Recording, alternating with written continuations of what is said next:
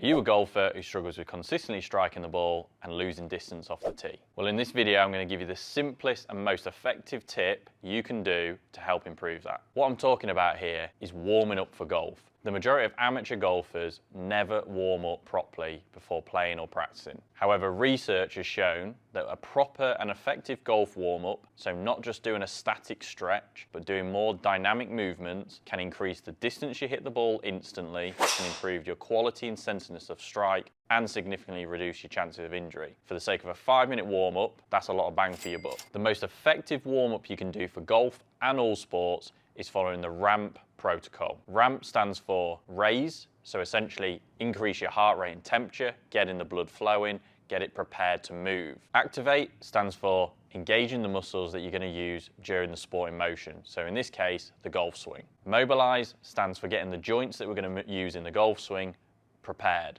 so we're going to do movements that actually represent those same movement patterns. And finally, potentiate. This is the key one. The golf swing's a powerful and fast action. We need to get those muscles primed and energized, ready for the movement, so we can actually move with the effort that's required. So step one is obviously raising and elevating that heart rate.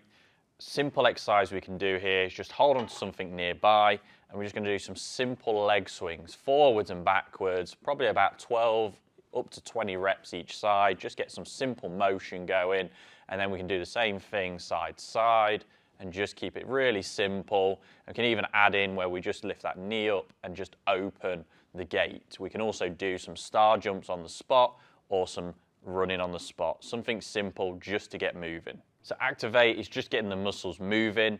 We can just do some very simple squats.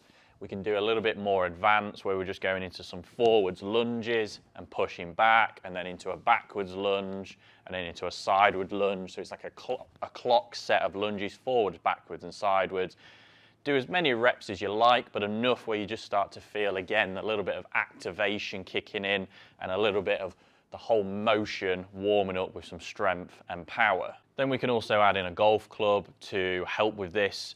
This also gets the upper body going, so we can just kind of do some overhead motions to just get moving again. And then the more dynamic and advanced movement is just an overhead squat. So go into an overhead reach, squat down, repeat the motion. And you can do the exact same thing with a lunge or a split squat. So I can push up and keep that. So we're just getting the whole body starting to be activated. Now the Mobilize is kind of integrating those two key areas. We obviously want to get those joints moving, so the stretching and the mobility exercises need to be dynamic. Like we said at the beginning, we don't want it to be a static stretch or hold. That can actually reduce speed and increase the risk of injury.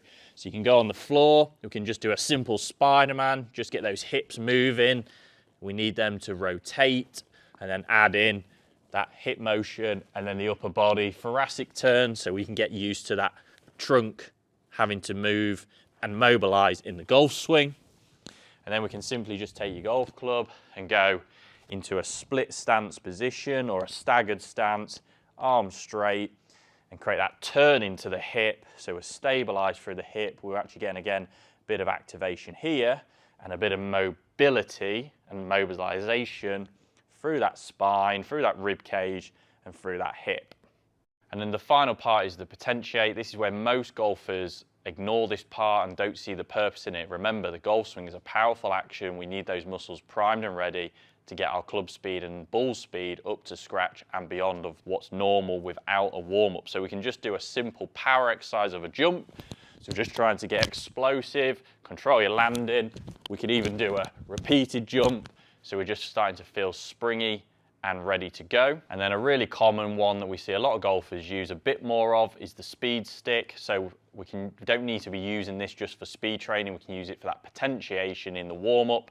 And you can even just use your driver for this as well. You'll get the same impact. But all we're looking for is trying to do really powerful and fast swings, because we're trying to potentiate. You're not going to swing the club like this, but we are trying to prime that body ready to move for a sporting action and not just a leisurely stroll. So if you want to actually hit the ball further, increase your consistency of strike, and separate your performance from your playing partners, A simple 5-minute warm-up before teeing off can be a huge advantage. And if you're looking for a simple dynamic golf warm-up to follow exactly, watch this video next.